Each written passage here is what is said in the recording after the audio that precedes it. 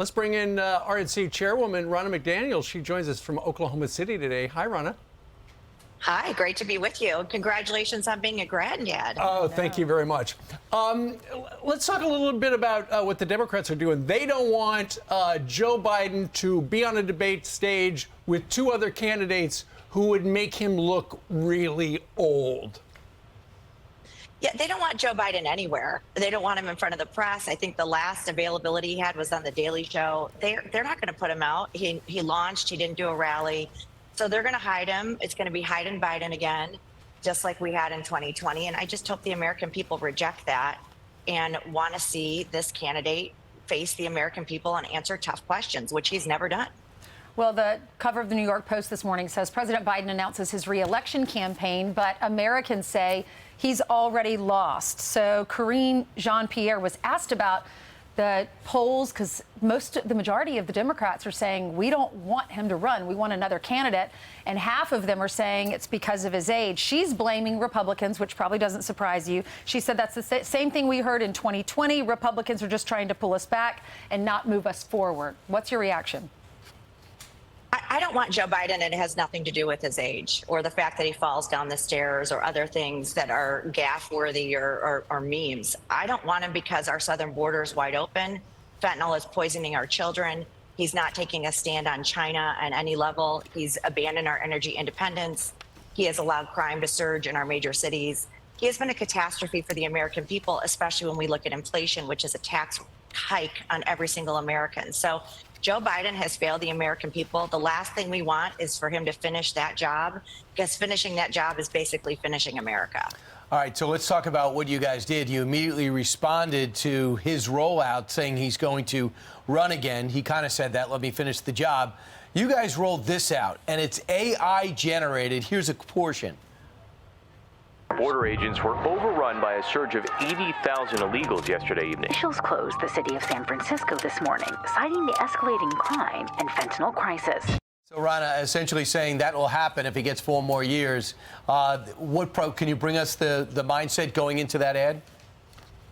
So first of all, it is AI generated. So we're sharing that up front ethically. So it's not a deep fake.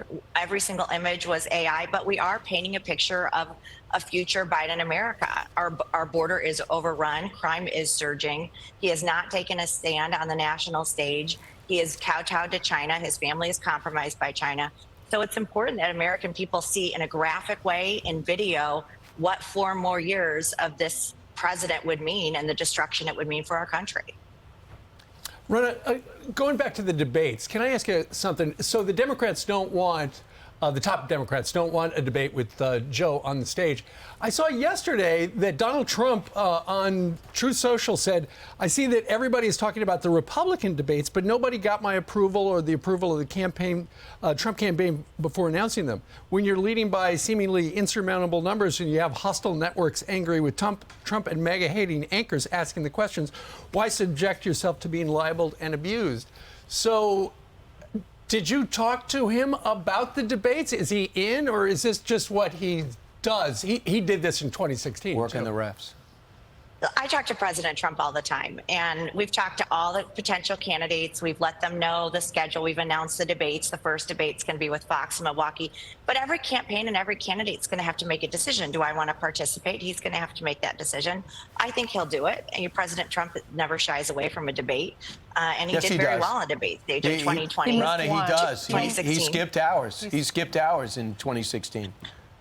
He did. He skipped one, but, he was on the center of the debate stage in 2016, and he never left it. So we'll see what happens. But we are talking to the campaigns and the candidates. I talked to President Trump and Mike Pence and Nikki Haley. We're talking to all of them all the time, and we'll see what happens. It's going to be a roller coaster till August. Ronna, I know you launched the fact-checking website for Joe Biden. It's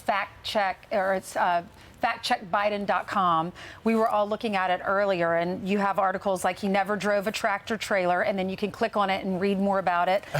His house did not burn down. It was just a small kitchen fire. He was never a professor at the University of Penn. He never reduced the deficit by $1.7 trillion, and you can click to find more information. And then just yesterday, he falsely claimed that his grandfather died 2 weeks before he was born. If you fact check it, in the same hospital, if you fact check it, the obituary for his grandfather says that he died a year before Joe Biden was born, not in the same hospital. Might seem small, but when these add up, it's one story after another, and the fact checkers are finding out they're false. Yeah, so we launched this website, factcheckbiden.com. So in real time, we're going to fact check him. We're going to put his lies on full display. The media is not going to do that, so the RNC is going to do it. And we've had so many people on this website already. It's going to help state parties, but it's going to help average Americans look at this president and see how often he is lying, embellishing, and not telling the truth to the American people. And like you said, we added some new fact checks yesterday to the factcheckbiden.com. I would also say, if you want to get involved in beating Joe Biden, text WIN to 80810. We need everybody to volunteer right now and start investing in the process to beating Joe Biden in 2024. Ron, I just quickly ask a question for you. When they say your party is the extreme MAGA party, what's your answer to that? I say we're common sense and they are crazy. We are common sense and they are crazy. We want parents to have a right in their kids' schools. We want parents to have a say in their kids' education. We want energy independence. We want to close the southern border. We do not want fentanyl poisoning our children. We want our kids protected from TikTok. All the things that the Democrats are doing is crazy. It's against just normal common sense. And I think most Americans look at that right now and see the Republican Party speaks for them. Well, get out a hard hat, because the Democrats are going to, particularly Joe Biden in the White House, they're going to clobber you with MAGA, MAGA, MAGA from now till Well, they say November MAGA 2024. extremist. The majority of Americans are in the middle. They're not extreme on either party. The majority, at least. Well, I think Biden's China first and we're America first. I mean, China is sending fentanyl to our kids. China is taking our kids' data on TikTok. And Biden sold our strategic oil reserves to China. So we know he's compromised by China, and he could stop this in a day. Right. He could do it. He could stop the flow of fentanyl across our southern border, and he's not doing it. Why? Because he's not putting our kids first, our country first, and that's why we need to send him home. And he's not getting off TikTok himself. His whole staff is on it. Ronna, thanks so much. Thanks, Ronna. Thanks for having me. All right, enjoy Oklahoma.